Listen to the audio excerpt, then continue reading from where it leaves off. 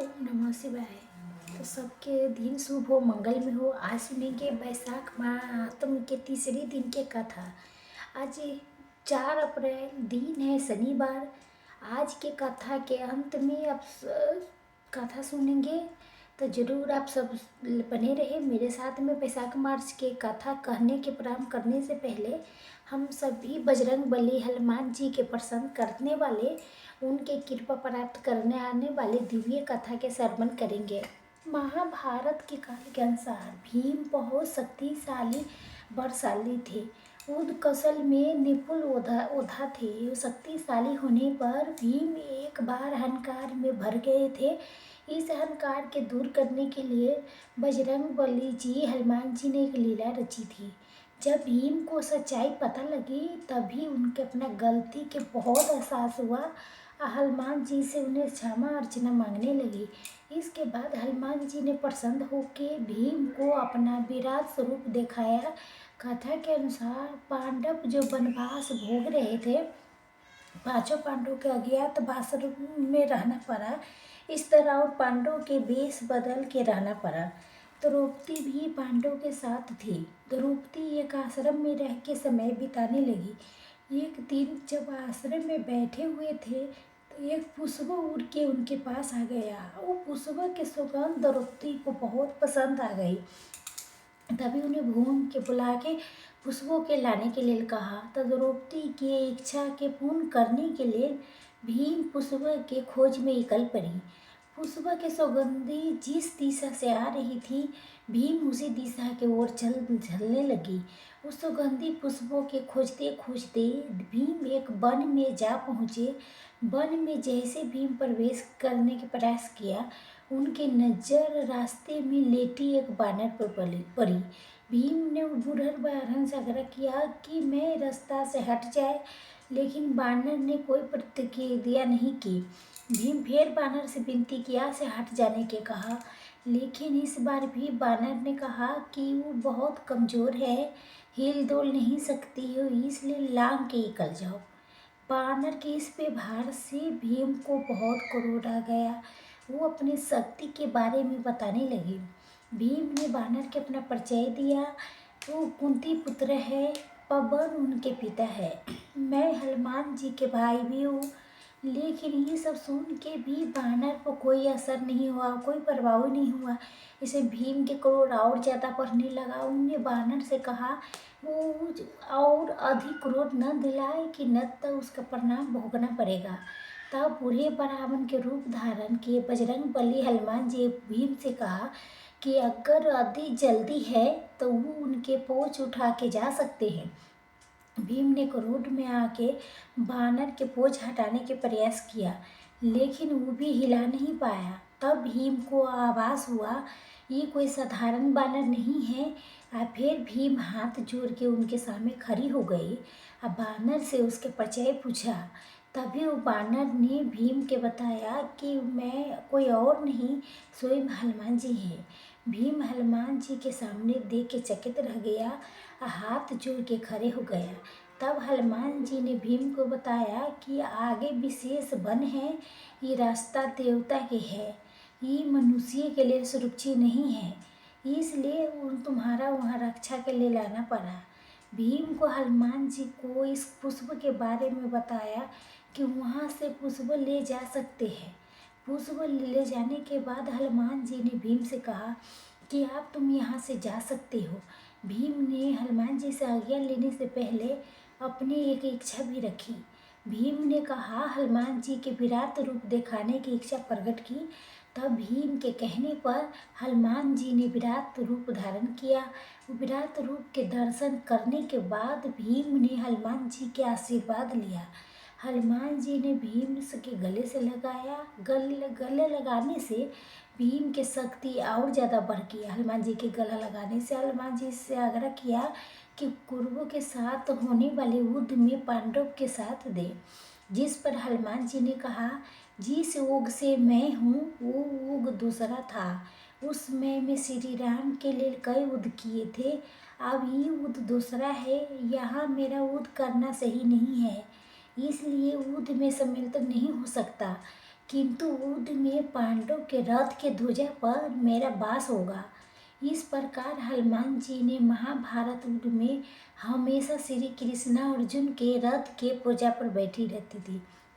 अर्जुन पांडव के रथ की रक्षा भी करती थी। प्रेम से बोलिए पवन सुत हनुमान जी की जय, सियापति रामचंद्र की जय। अब आप सुनिएगा वैशाख महात्म के आज का अध्याय। आज के अध्याय में सुनेंगे महेशी वर्ष ऋषि के उद्देश्य से राजा कीर्तिमान के अपने राज्य में वैशाख मास के धर्म के पालन कराना, यमराज के ब्रह्मा जी से राजा के शिकायत करने के वर्णन। मिथिलापति ने पूछा, हे ब्राह्मण, जब वैशाख मास के धर्म अति 16 पूर्ण राशि प्रदान करने वाले हैं, भगवान विष्णु के प्रीति कारण चारों तत् सिद्धि करने वाला है, सनातन वेदों है, तब संसार में उनकी परिस्थिति कैसी नहीं हुई। तब सूत देव ने कहा, राजन, इस पृथ्वी पर लोक की कामना रखने वाले मनुष्य अधिक है। उनमें से कुछ राजा कुछ तामस है। वो लोग कोई संसार के भोगों को तथा पुत्र पौत्र आदि संपदाओं की अभिलाषा रखते हैं। कहीं किसी प्रकार के कभी बड़ी कठिनाइयों से कोई एक मनुष्य ऐसा मिलता है जिसे स्वर्ग लोक के लिए प्रयत्न करता है और इसीलिए यही आदि पुण्य कर्मों के बहुत प्रयत्न से करता है। धनुष के उपासना प्राय कोई नहीं करता। तो आशा लेके दूसरी आशा लेके बहुत कर्म का आयोजन करने वाले लोग प्राय काम में कम के उपासक है। यही कारण है कि संसार में राजा तमस धर्म आदि के विघात हो गए हैं, परंतु सातवें धर्म के सिद्धि नहीं हुई है। इस सातवें धर्म भगवान विष्णु के प्रसन्न करने वाले हैं। निष्काम भाव करने से इस लोक के लोभ सुख प्रदान करते हैं। देव माया से मोहित होने के कारण मूढ़ मनुष्य धर्म को जानते नहीं है। पूर्व काल के बात है, जे काशीपुर में गीति नाम के विख्यात एक चक्रवर्ती राजा थे। वो इस वन के दूषण तथा महाराज के पुत्र थे। संसार में उसका बड़ा यश था। वो अपने इंद्रियों पर क्रोध पर विजय पा चुके थे। ब्राह्मण के प्रति उसके मन में बहुत भक्ति थी।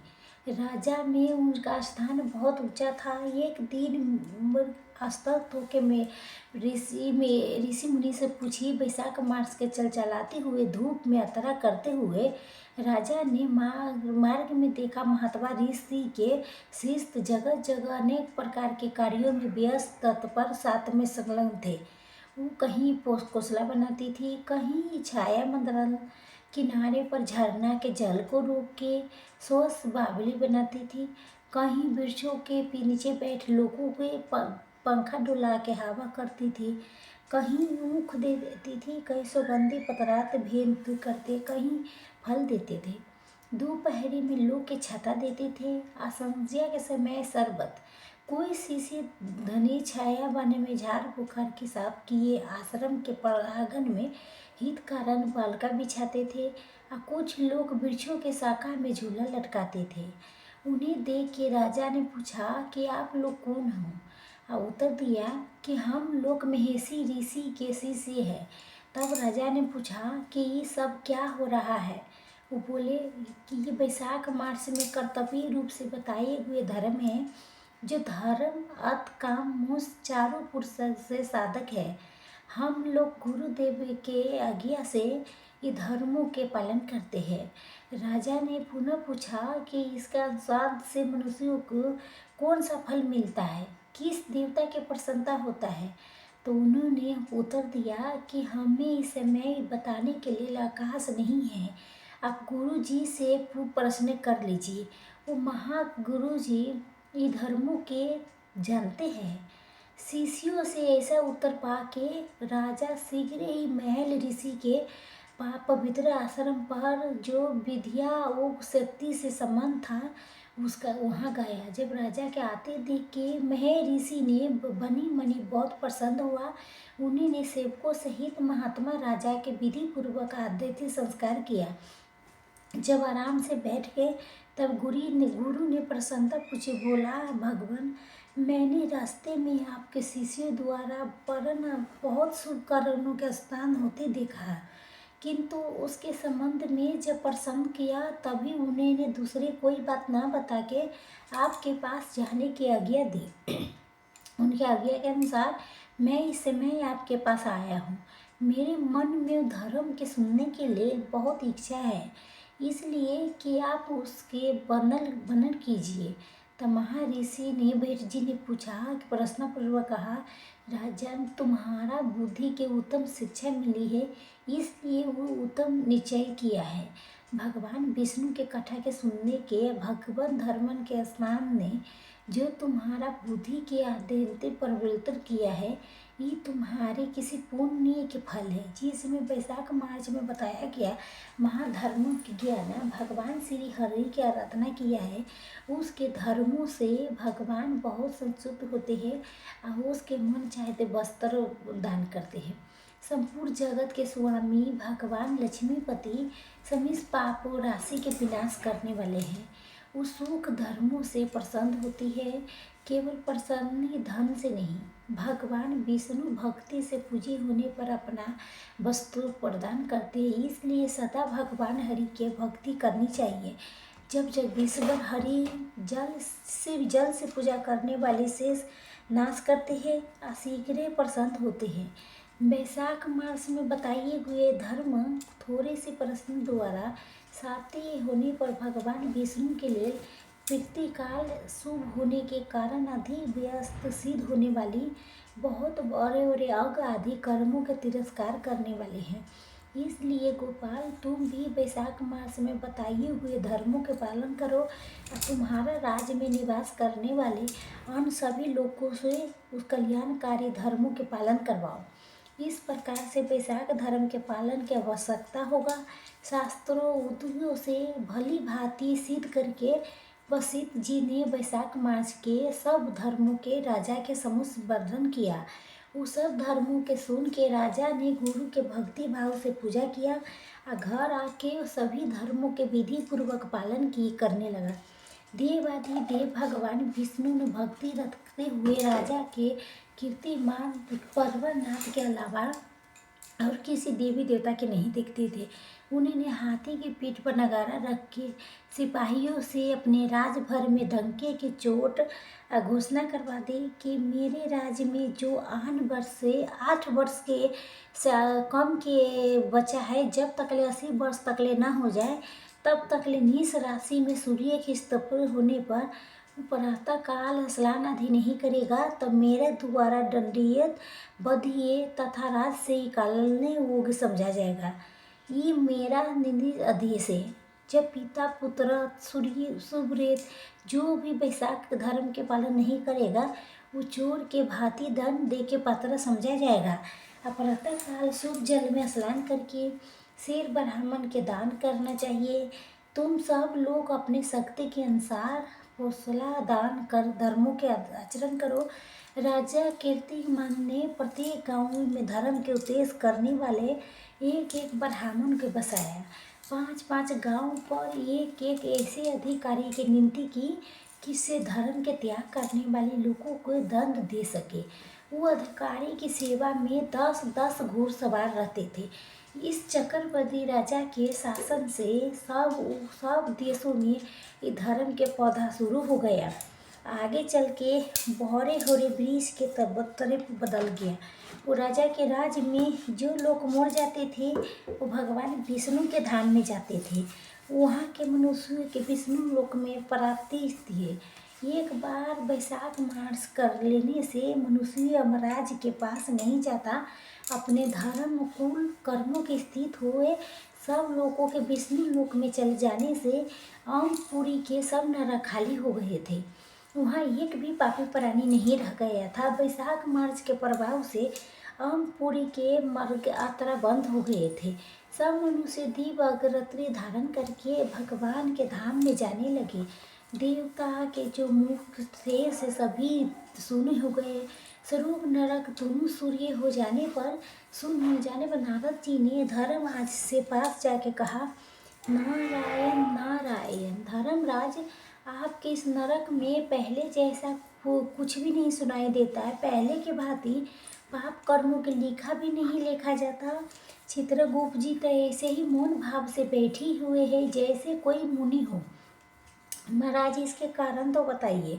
इसका महात्मा के नारद जी के कहने पर राजा आम ने कुछ देवता के सर में कहा, हे देवश्री, इस समय पृथ्वी पर जो ये राजा राज करता है वो पुराण पुरुषोत्तम भगवान विष्णु के बड़ा भक्त है। इसके भय से कोई भी मनुष्य कभी वैशाख मास का उल्लंघन नहीं करता है। वो कर्मों के सभी भगवान विष्णु के परम धाम में चली जाती है। ये मुनिशेष, उस राजा ने इस समय मेरे लोक के मार्ग लुप्त ऐसा कर दिया है, स्वर्ग नरक दोनों के शून्य बना दिया है। इसलिए ब्रह्मा जी के पास जाके ये समाचार उनसे निवेदन करके तभी मैं स्वस्थ होगा। ये ऐसा निश्चय करने पर महाराज ब्रह्मा जी के लोक में गए। वहाँ जाके बैठे हुए ब्रह्मा जी के दर्शन किया, जिनका से दूर है जगत के बीच तथा सभी लोक के पितामह है। समस्त लोक के दीपाल देवता जी इसकी उपासना करते हैं। ब्रह्मा जी ने यमराज के देखा तो यमराज ब्रह्मा जी के आगे पृथ्वी पर गिर पड़े। जब यमराज ने कहा, हे कमलासन, काम में लगाया हुआ जो पुरुष स्वामी के आज्ञा के ठीक ठीक पालन नहीं करेगा तो उसका धन लेके भोगता है, वो काट के कीड़ा होता है। जो बुद्धिमान मनुष्य लोक भर स्वामी के दर्श के भूल अधिकार भुगता है, 300 कल्पों तक तेरी उन नरक में जाता है। जो कार्य लोक हुए पुरुष कार्य करने में सफल होके भी अपने घर में बैठा रहता है, वो विकलांग होता है। हे देव, मैं आपके आज्ञा से धर्म पूर्वक प्रजा के शासन करता आ रहा हूँ। मैं अब तक ले मुनियों धर्म शास्त्रों के कथन अनुसार पुण्य आत्मा के पुण्य के फल से पाप आत्मा के पाप के फल से सहयोग किया करता था। आपके आज्ञा के पालन करने में समर्थ हो गया हूँ। इसके राज में वैशाख मास के अच्छा कर्म करके पितरों और पिताम्बरों के साथ वैकुंठ धाम में चली जाते हैं। उनके मोरे हुए पिता पिताम्बरों आदि के विष्णु लोक में चली जाते हैं।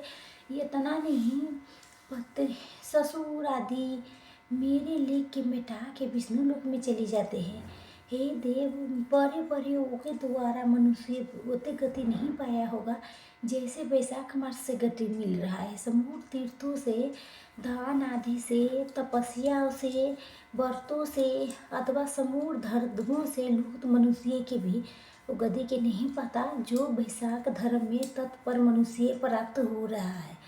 वैशाख में प्रातः काल स्नान करके देव पूजन मास महाधर्मा के कथा श्रवण करना चाहिए। कथा भगवान विष्णु के प्रिय वर लगने वाले कुल धर्मों के पालन करने वाले मनुष्य एक विष्णु लोक के स्वामी होता है।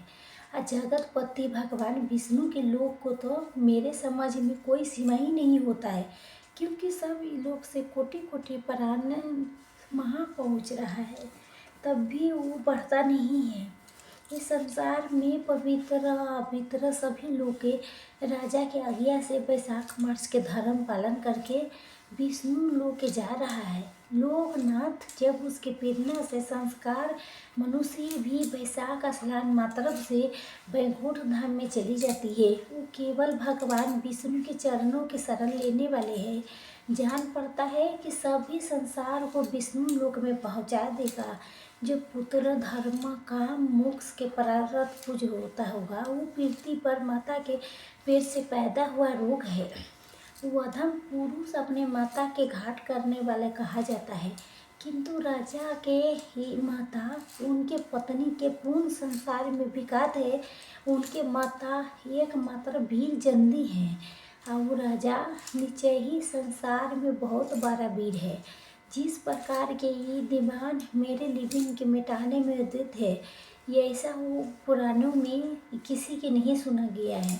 भगवान विष्णु के भक्तों में तत्पर हुए राजा कीर्ति के समा दूसरी ऐसी किसी में नहीं जानता हूँ, जो डंका बजा के घोषणा करते हुए लोगों के ऐसा प्रेरणा देता है कि मेरे लोक के मार्ग को विलुप्त करने के प्रयास करता है।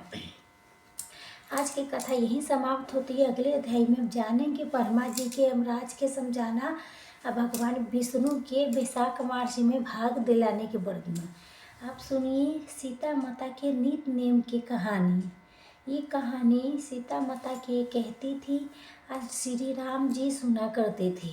एक दिन श्री राम भगवान के किसी काम के लिए बाहर जाना पड़ गया, तो सीता माता कहने लगी, हे भगवान, मेरा तो 12 बरस के नित्य नेम है, आप बाहर जाएंगे तो मैं अपनी कहानी किसे सुनाऊंगी। श्री राम जी ने कहा, तुम कुएं के पाल पर जाके बैठ जाना और वहाँ जो औरतें पानी भरने आएगी उनकी अपनी कहानी को सुना देना। सीता माता ने कुएं के पाल पर जाके बैठ जाती है। एक स्त्री आई, जब वो रेशम के जरी की साड़ी पहन रखी थी और सोने के घड़ा ले रखा था। जब सीता माता उसके देख के कहती है कि बहन, मेरा 12 बरस के नित्य नेम सुन लो। पर स्त्री बोली, मैं तो तुम्हारा नित्य नेम सुनूंगी जब तक ले मुझे घर जाने में देर हो जाएगी, मेरे सास मुझसे लड़ेगा। उसने कहानी नहीं सुनी, चली गई। जब उसके रेशम चरी की साड़ी फट गई, सोने के घड़ा मिट्टी के घड़े में बदल गई। सास ने देखा कि पूछा कि ये किसका दोष अपने सिर लेके आ गई हो। बहू ने कहा कि कुएं पर एक औरत बैठी है, उसकी कहानी सुनने के लिए मुझे कहा था, लेकिन उसकी कहानी मैंने नहीं सुनी, जिसका ये फल मुझे मिला है। बहू की बात सुन के अगले दिन वही साड़ी या वही घड़ा लेके सास कुएं के पाल पर गई। सास के वही माता सीता बैठी मिली।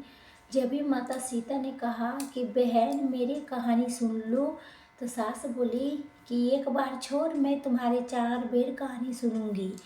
तो ये सुन के सीता माता बहुत खुश हुई और कहानी कहने लगी।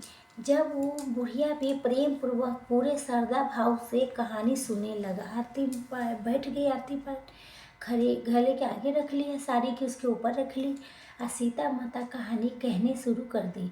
राम आए, लक्ष्मण आए, देश के पुजारी आए, नित्य नेम के नेम लाए, आओ राम बैठो राम, तपी रसोई जियो राम, मक्खन मिश्री खाओ राम, दूध बतासा पियो राम, सूत के पल्ला उठो राम, साल दुसल्ला ओढ़ो राम, साल दुसल्ला ओढ़ो राम। जब बोलूँ जब रामे राम, राम सवारी सबके काम खाली, खाली घर भंडार भरेगी, सबके बेड़ा पार करेगी, श्री राम जय जय राम, श्री राम जय जय राम। तो इस तरह माता ने अपनी कहानी सुनाई। कहानी समाप्त होते ही सास बोली कि बहन, कहानी तो तुम्हें बहुत अच्छा सुनाई हो, मुझे तो और कहानी सुनाओ। तो इस तरह से उस सीता माता से कई बार कहानी की सुना और फिर अपने घर चली गई। जैसे वो अपने घर पहुंची तो उसके साड़ी फिर रेशम के जरी में बन गई, मिट्टी के गला फिर सोने के गला बन गई। तब बहू कहने लगी, सासू माँ, आपने ये सब कैसे किया। सास ने कहा कि बहू, तू दोष लगा के आई थी, मैं दोष उतार के आई हूँ, आ रही हूँ। तो बहू ने फिर पूछा कि वो कुएं वाली स्त्री कौन है। सास ने बोली कि वो तो सीता माता ही थी, वो पुरानी से नया कर देती है, नए खाली घर में भंडार भर देती है, वो लक्ष्मी जी के वास घर में कर देती है, आदमी की जो भी इच्छा हो पूरा कर देती है। तो बहू बोली, ऐसी कहानी मुझे भी सुना दो। सास बोली, ठीक है, तुम भी सुनो ये कहानी। सास कहानी शुरू कर दी।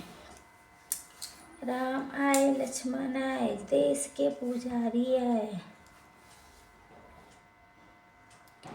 राम आए, लक्ष्मण आए, देश के पुजारी आए, नित्य नेम के नेम लाई, आओ राम बैठो राम, तपी रसोई जियो राम, मक्खन मिश्री खाओ राम, दूध बतासा पियो राम, सुत के पल्ला उठो राम, साल दुसला ओढ़ो राम, साल दुसरा ओढ़ो राम। जब बोलूँ जब रामे राम, राम सवारी सबके काम आए, खाली घर भंडार भरेगी, सबके बेड़ा पार करेगी, श्री राम जय जय राम, श्री राम जय जय राम। इस तरह कहानी सुन के बहू बोली, कहानी तो बहुत अच्छी है। सास ने कहा कि ठीक है, इस कहानी के रोज़ कहा करूँगी। अब सास बहू रोज़ सवेरे उठती थी, नहाती धोती, पूजा पाठ करने के बाद नित्य नेम के सीता माता की कहानी कहती थी। एक दिन उनके वहाँ एक पड़ोस के औरत आई अब बोली, बहन जरा सा आँच दे दो, मेरी आग बुझ गई है। तो सास बहू बोली कि मैं तो अभी तक ले आग जलाई नहीं हूँ। तो उनके पड़ोसन बोली कि तुम सुबह 4 बजे से उठ के आवाज़ें करती रहती हो, आग नहीं जलाती हो तो क्या करती रहती हो। वो बोली कि मैं सुबह उठ के ना 4 बजे पहले स्नान आदि करते हैं, उसके बाद पूजा पाठ करके तब बाद में सीता माता के नित नेम की कहानी कहती हूँ, सुनती हूँ। दो पड़ोसन कहने लगा कि सीता माता के कौन सी कहानी है, मुझे भी कहो, इसे कहने से क्या मिला। तो बोली कि इसके सुनने से घर में अन्न धन के भंडार भर जाती है, सारी काम सिद्ध हो जाती है, मन की इच्छा पूर्ण हो जाती है। तो वो पड़ोसन कहने लगी कि बहन ऐसी कहानी है तो मुझे भी सुनाओ, मैं भी कहानी सुनना चाहती हूँ। तो ये कह के वो भी वहाँ पर बड़ी श्रद्धा भाव से बैठ गई और सास बहू उसके कहानी सुनाने लगी। राम आए लक्ष्मण आए, देश के पुजारी आए, नित नेम के नेम लाई, आओ राम बैठो राम, तपी रसोई जियो राम, मक्खन मिश्री खाओ राम, दूध बतासा पियो राम, सूत के पल को उठो राम, साल दुसाला ओढ़ो राम, साल दुसाला ओढ़ो राम, जब बोलूँ जब रामे राम, राम सवारी सबकी काम भाई, खाली घर भंडार भरेगी, सबके बेड़ा पार करेगी, श्री राम जय जय राम, जय जय राम, जय जय राम, श्री राम जय जय राम। इसी तरह सभी कहानी सुनने के बाद पड़ोसन कहने लगी, बहन कहानी तो मुझे बहुत अच्छी लगी। आप वो पड़ोसन भी नित नेम के सीता माता की कहानी कहने लगी।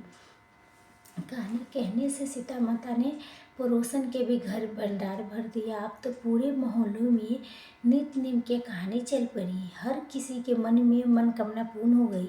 हे सीता माता, जैसे आपने उनके भंडार भरे थे वैसे ही आप हमारे भंडार में भरना। कहानी कहने सुनने वाले के, कहानी सुनने वाले के और हुंकारा भरने वाले के सभी के मनोकामना पूर्ण करना। बोलो श्री राम सीता माता की जय। आइए हम गिरी नगरी की कहानी सुनते हैं।